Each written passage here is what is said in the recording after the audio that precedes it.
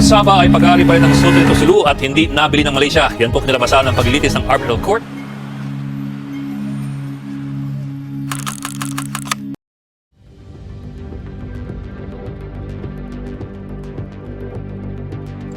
In 1704, the Sultan of Brunei faced a serious internal rebellion that threatened his rule, sought assistance from the Sultanate of Sulu.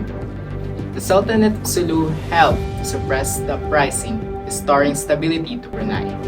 In gratitude for this important assistance, the Sultan of Brunei gave over control of part of North Borneo, what is now as Sabah, to the Sultan of Sulu as a gesture of gratitude and alliance. On January 22nd of 1878, the Sultan of Sulu released a portion of territory of North Borneo through the 1878 agreement to Baron Gustavus von Oberbeck and Alfred Dent.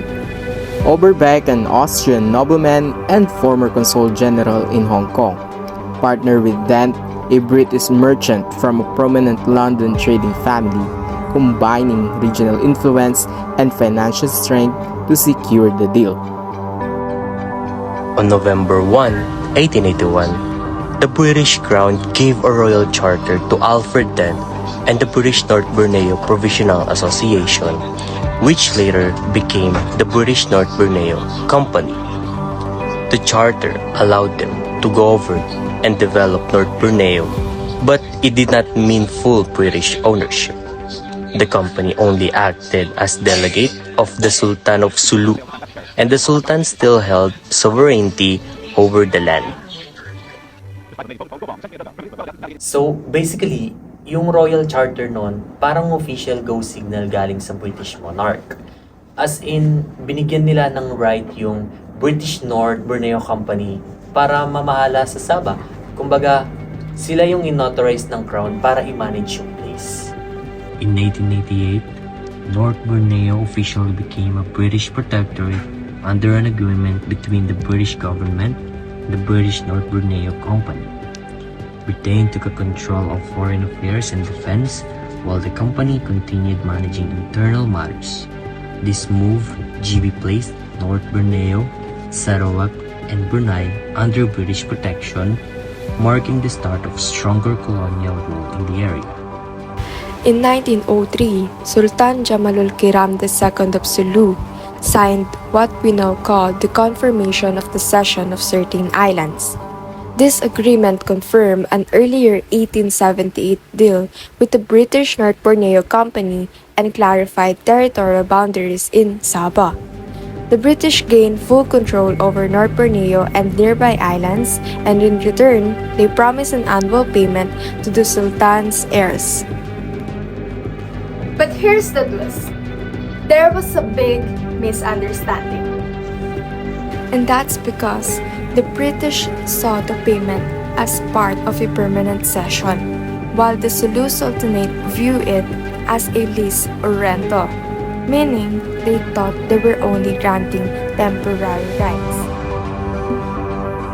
But everything changed in June 7, 1936, when Sultan Jamalul Kiram II of Sulu passed away. So they plan to go to international court.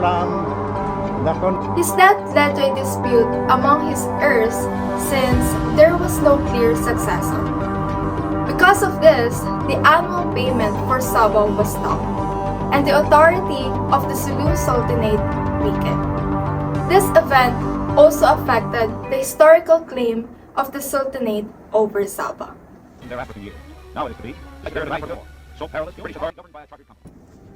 On December 18, 1939, Chief Justice McCaskey of the North Borneo High Court ruled who among the heirs of the Sultan of Sulu were entitled to receive the annual cession payment from the British North Borneo Company. The decision, however, did not address the issue of sovereignty. After 7 years, through the North Borneo Cession Order in Council, the British Crown took full control of North Borneo from the British North Borneo Company, converting it into a crown colony. Ito ay naging isang hakbang na nagwakas sa soberanya ng Sulu na naging dahilan ng pagprotesta ng Pilipinas at kalaunan ay nagpatibay sa legal na pag-aangkin ng Malaysia. This followed the end of the World War II and the Japanese occupation, which had interrupted the territory's administration by the British North Borneo Company.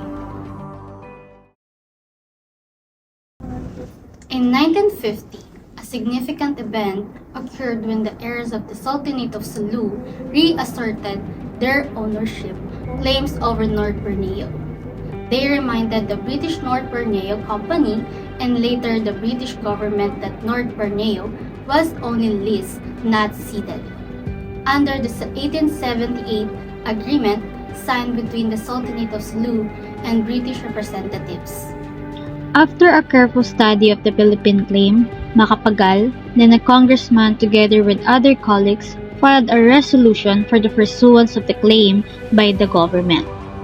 A year later, the Philippine Congress enacted a statute ex abundante cautela for that the establishment of a consulate in Singapore should not be viewed as a waiver to the Philippine claim. On May 24, 1962, the heirs of the Sultanate of Sulu officially transferred their sovereignty rights over North Borneo to the Republic of the Philippines. This meant that the Philippine government now had full authority to pursue the claim internationally on their behalf. The administration of Philippine President Diosdado Macapagal formally informed the United Kingdom that the Philippines claimed sovereignty over North Borneo. On June 23, 1962, the Philippine government under President Diosdado Macapagal formally asserted its claim over Sabah, arguing that the territory was only leased, not permanently transferred to the British North Borneo Company by the Sultanate of Sulu. The Philippines believed it was just a rental, not a sale, so they said Sabah still belonged to the Sultan and now to the Philippines as its successor. This transfer strengthened the legal and diplomatic grounds for the Philippines to claim Sabah, leading to the formal filing of the claim in 1963. Sabah, once known as North Borneo, was a British colony whose sovereignty became a point of contention between Malaysia and the Philippines. The Philippines bases its claim on a 19th century agreement between the Sultanate of Sulu and the British North Borneo Company, which it interprets as a lease rather than a cession. Despite this, Sabah officially joined Malaysia on September 16, 1963. Following the Malaysia Agreement and a United Nations assessment that confirmed the majority of Sabah's supported federation. The Philippines' claim remained unresolved, but Sabah continues to be administered as a Malaysian state.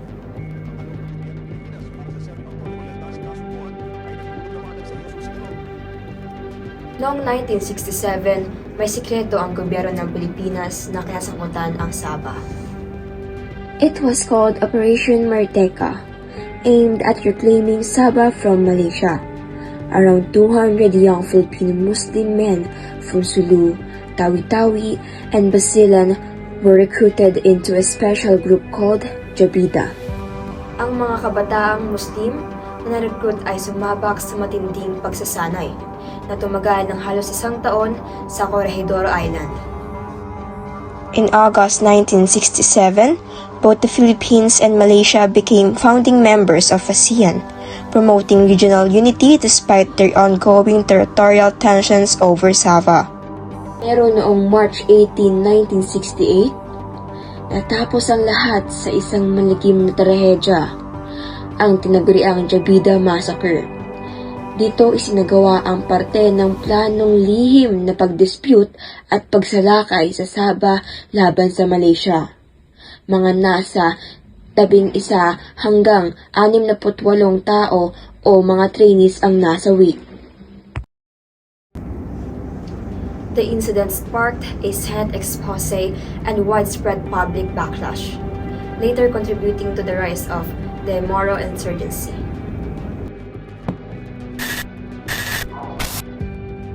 Before the Philippines became independent, several important treaties shaped its territory.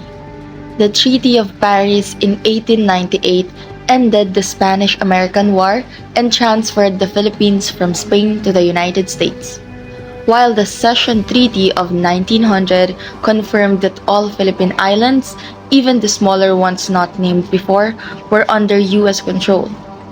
Later, the Boundaries Treaty of 1930 set the official borders between the Philippines and British North Borneo, making the country's limits clear. Filipinos were not invited in these early treaties, but as the country prepared for independence, President Manuel L. Quezon, as leader of the Philippine Commonwealth, worked closely with the United States to ensure the Philippines would have recognized borders and full sovereignty. Ang mga pagsisikap na ito ay nagbunga sa pagkabuo ng Treaty of Manila noong 1946, nang opisyal na igawad ng Estados Unidos ang kalayaan ng Pilipinas. Itinatag ito bilang isang malayang bansa na may malinaw na itinakdang mga hangganan o territorial boundaries. Mahalaga ring tandaan na sa tatlong naunang kasunduang ito, hindi kasama ang North Borneo bilang bahagi ng teritoryo ng Pilipinas. Many Filipinos live in Sabah, Malaysia, mostly from Mindanao, Sulu, and Tawi-Tawi, looking for work or safety. Most are undocumented, meaning they don't have proper legal papers, which makes it hard to access services like healthcare, education, or jobs. The Philippines still claims Sabah based on historical ties to the Sultanate of Sulu, but Malaysia currently controls the territory and does not recognize the Philippine claim. Kaya't bagamat ay opisyal na bahagi ng Malaysia ang Sabah, may malaking komunidad ng mga Pilipino pa rin ang naninirahan doon, at patuloy pa rin isinusulong ng Pilipinas ang pag-aangkin sa pamamagitan ng diplomasya. Sabah is more than a piece of land. It is the voice of history calling across the waves, reminding us of who we once were and what we must not forget. We are not reclaiming to conquer, but we are reclaiming to remember. For nations like people distance themselves when they forget their past. And so the question remains, will the world ever listen to the truth that history ever told? I'm Rico Nolasco. Christopher Aguas, Peñalosa, Jann Zuño, Precious Repollo, Mariz Mae Parada, Katleen Kae Tugay, Lizette Valmadrid, Sabah, the land that remembers.